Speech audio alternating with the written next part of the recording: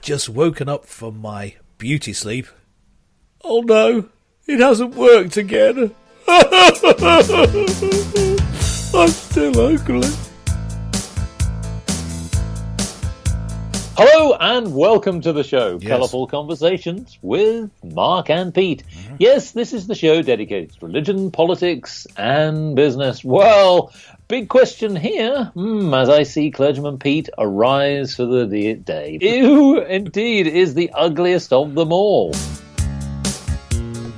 Well, I guess we have to ask these questions because, strangely enough, researchers have actually said that we're all not getting enough beauty sleep. Yes, Clergyman Pete, you're just not sleeping enough. Come on, oi, put that pillow away.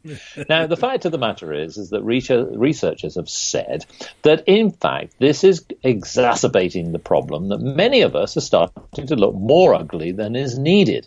Perhaps that may be the case. Symptoms such as dark-circled panda eyes and puffy lids can put people off from socializing. Well, is that really true? I mean, I must say, looking at Clergyman Pete,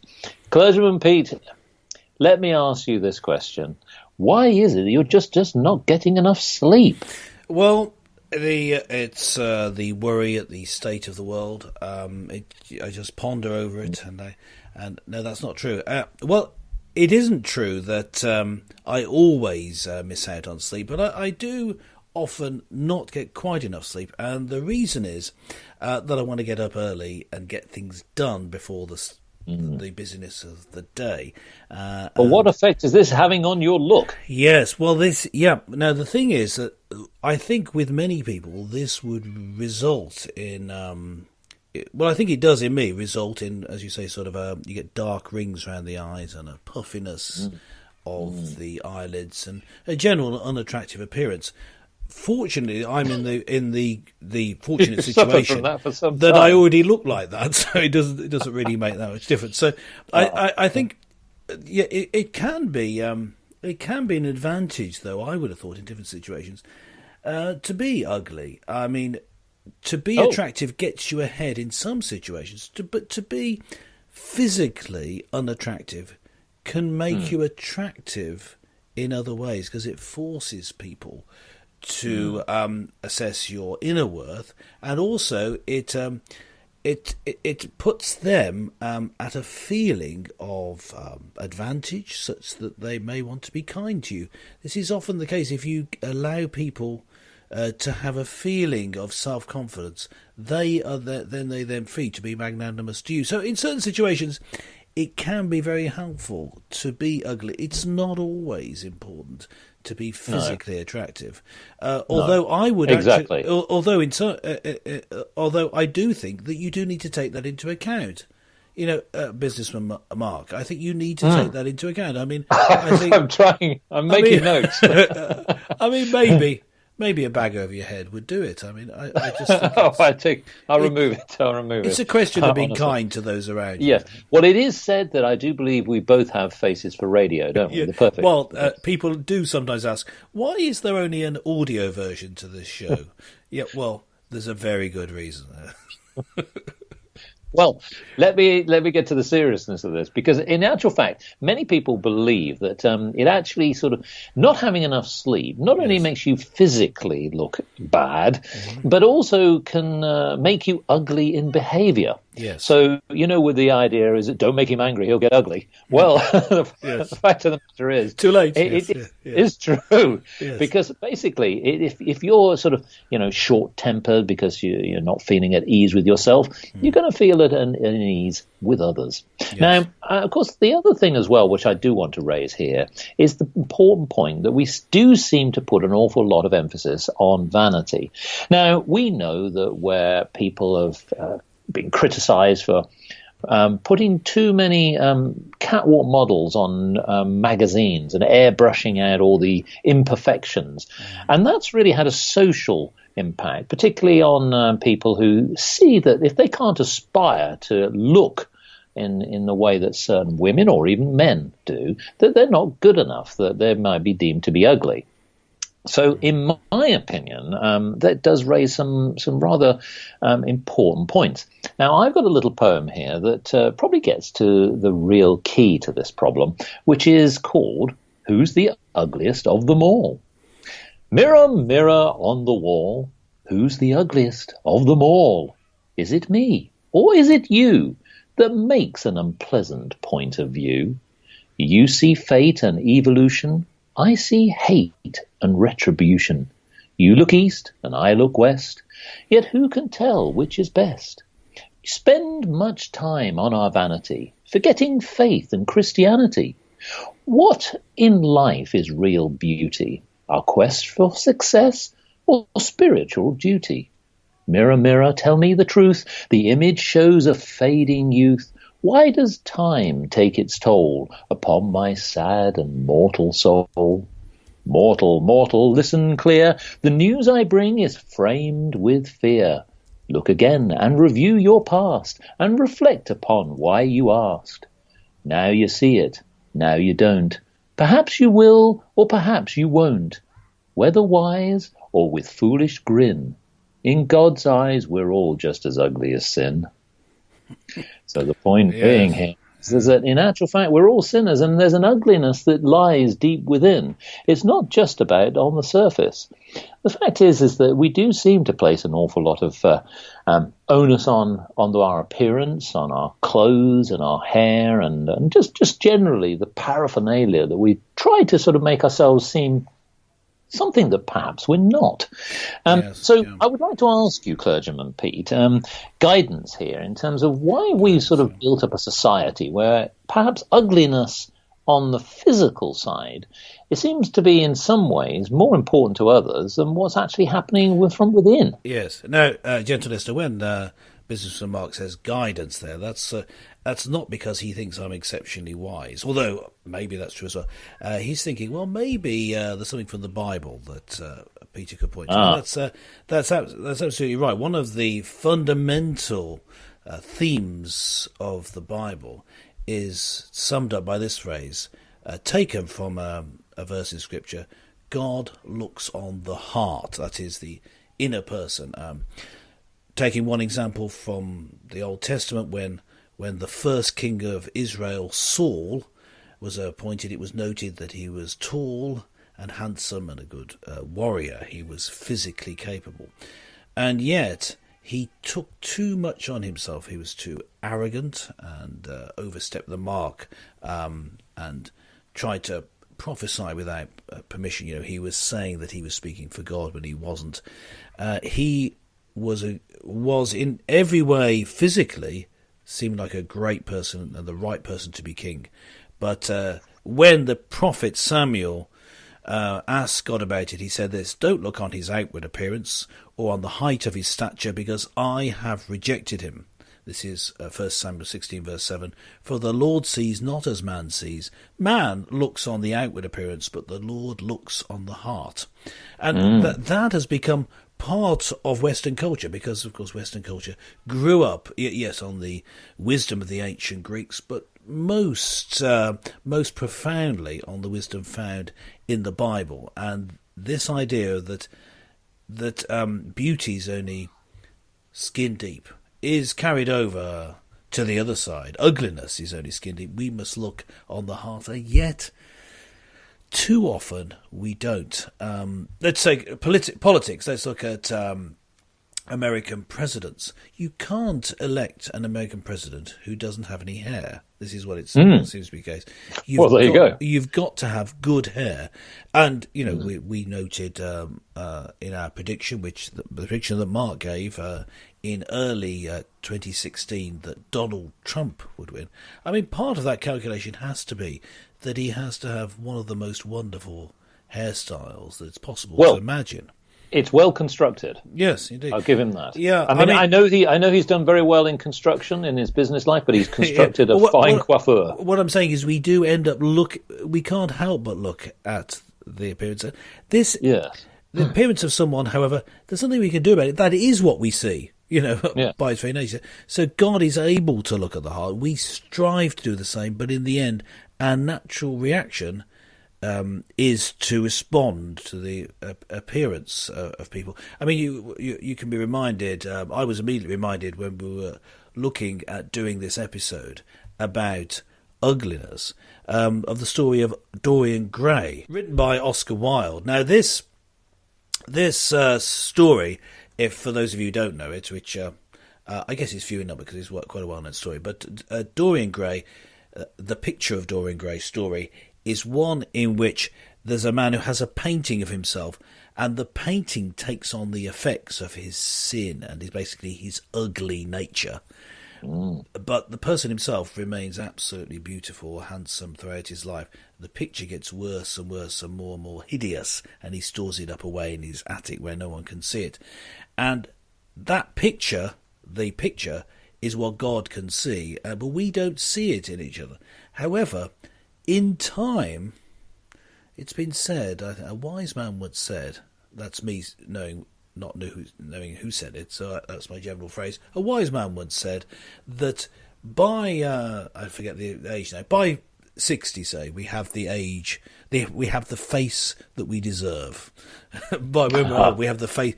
When we're young, we have our face dealt out by nature or by God. But by 60, we have the face we deserve, because it can be etched with laughter lines, or it can be etched with frowns and scowling. Yes. It can be blotched and with panda eyes from lack of sleep. We could have been disciplined throughout our life and still be bright-eyed, and we get the faces we deserve to some extent. Yes. Well, I am not going to frighten the listeners by describing Clergyman Pete's look. Thank you. Very wise.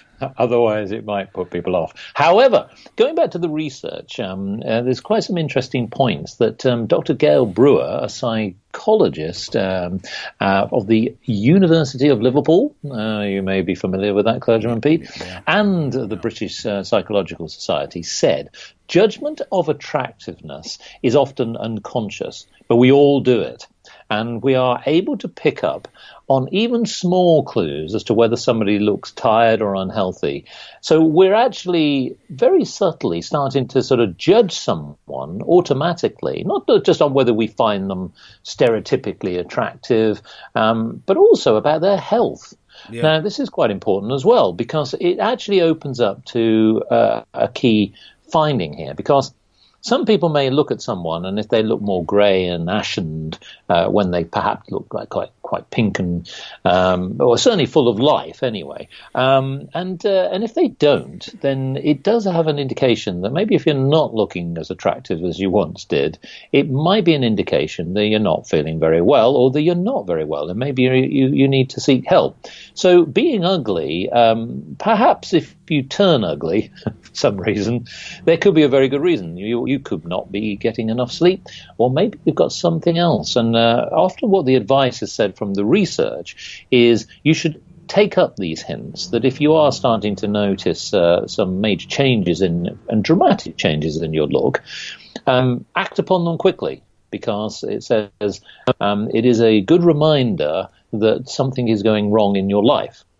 So you did mention, Clergyman Pete, that quite an interesting point, that your face does actually sort of reflect, by and large, the way you've lived your life. So if you do have laughter lines, that probably is a good thing. And I think, as the doctor said in the report, unconsciously we pick up on these sort of clues. So so I guess, the question here then is what do we need to do to make sure that we have more laughter lines than frowns? Yeah, I mean, the thing about, a cheerful view of life giving you a better appearance has some truth to it, but it's more, I believe, that as you develop a cheerful, positive outlook on life, which can be achieved through daily prayer, but I know that not everyone is a believer. As I say, I struggle to see why sometimes, with the evidence for Christianity being so overwhelming. But not everyone is a believer in Christianity. But this sort of daily positive outlook can be done in other ways. Simply having time, maybe first thing in the morning, just to review what you've done, what you're going to do, and give positive thoughts about it. Repeat your aims in life or your aims for the day. Gives you this positive outlook, and say positive things about yourself. And I mean saying them out loud. Praying out loud, even if when you're in private, unless of course you're going to wake people up, then you can't do it then, but you could do it later in the day. But saying things out loud that are positive, whether it's a prayer or you simply saying them, where you say regularly, it's been shown that this does work. And when I say it's been shown, I point to a particular study. There's been numerous studies that shows that this is the case. Repeating out loud positive affirmations helps you to be positive. But the other thing that I'd say about, what about what gives you these laughter lines and you can laugh? There's one simple thing, and this may surprise you, businessman Mark, because it seems quite a banal thing to say, but it's something, and it seems a strange, and after I've said all the other things, this seems a strange and simplistic thing to say. One thing that makes you more cheerful through life and makes you look better is to, throughout each day, drink more water. Oh, yes. Keep hydrated. Yes, it makes a huge difference. It's why people are fat. They think it's it's an eating disorder, or they think they're hungry all the time. You just need to drink water instead of doing that. You'll be healthier in business and happier. In business, it is actually a requirement now for many people to actually provide water fountains and water coolers, as often some Americans would say. And it's not just simply as a gathering point to have a gossip about the latest shenanigans in business. That's included, obviously. Yeah. But that's included. But it's actually, again, yes, absolutely. You should always, wherever you go on your travels, at home or abroad, always have some water. Now, of course, we're not going to give a lot of guidance on the healthy and medical aspects of what you should drink, but absolutely that can make a big difference. But I want to ask another point. I think one of the reasons why this point about what is beautiful and what isn't beautiful stems from school, because I know that many people will often remember some of their bad experiences at school. Certainly, I've seen, I remember being at school where many people and nasty children would say sometimes to other children, well, I don't like you because you're ugly. And even irrespective of whether the child was very well educated or not, they seemed to be ostracized simply because they weren't wearing the latest fashions, the right haircut, and was perceived to be ugly. And yet, of course, some of them went on to look perfectly normal, maybe because they were wearing National Health glasses at the time, or just simply their parents couldn't afford the latest gear. And of course, this is something that stays with people. It actually is the mental scarring. Yes. So we're not talking about just the physical thing. We're talking about the psychological problem. Yes, no, I agree. And I would say that there's two sides to this. One is, think about what you say. There's a difference between a jokey thing. I mean, a bunch of lads together will say, "Hey, you ugly so-and-so," and it's so obvious that it's a joke. It's not only is it perfectly fine, it's a good thing to do. It's a way of identifying as a group, and it's funny. That's fine. But if you reject someone who, because they're ugly, if you make nasty comments to people, it does stick with them. You're right, and the way to do it, if you're in that situation, if you're not at school anymore and you're in a workplace, it can still apply there. People are bullied. I know of a current situation of I won't say which firm, but I'm aware of it. There's someone who's been really bullied in his workplace because he's so overweight, and so it makes him, in their eyes, look ridiculous. Now this, it ruins his self-esteem, and he may well leave that place of employment. Now, that's just not acceptable that you behave like that. Yet people do it. I say not acceptable to who? To me, damn it! I don't think it's acceptable, because this is something that's damaging to people, and it could be so easily prevented. All you have to do is switch it around. You go up to someone who is overweight, and you were going to say you're fat, or you were going to make a sly comment, insinuating that they're fat, more likely. Instead, you say, "Oh, well, you're looking bright and cheerful today. What's so good?" You change around. You say something good to them instead. Yes. Something in the same way that you were going to say bad. So you don't go over the top and say, "Do you know you're the most beautiful person I've ever seen?" You don't lie to them. You say something that's really good about them. Now, but for parents of people at school, and right from an early age, you need to affirm to your child, whatever they actually look like, that to you they're beautiful. It's all the time, and it's best to actually admit it. I would say, "Well, it's because I'm your mother or father that I think this."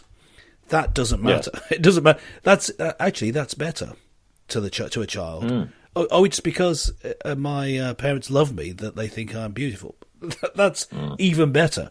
So make sure you keep saying it. So it's the same token with in a romantic relationship. You need to actually say that you love your partner. In a parent-child relationship, you must say that not only do you love them, but that you like them, and that they're to you they are beautiful or handsome, whatever, because that will overcome any opinion from the outside world that you think that they look great. That nothing else matters in the end, because the people who love them like them.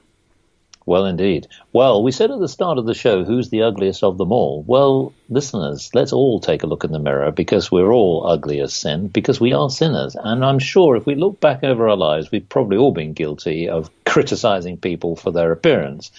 But maybe we might be able to do things a little bit more effectively in the future. So why not follow us at Mark and Pete on Twitter, and let us know your thoughts as well as to what you think. I mean, who is the ugliest of them all? Do you have some thoughts? And maybe you'll take on board some of the points that Clergyman Pete has said. So join us again next time for more colourful conversations with Mark and Pete.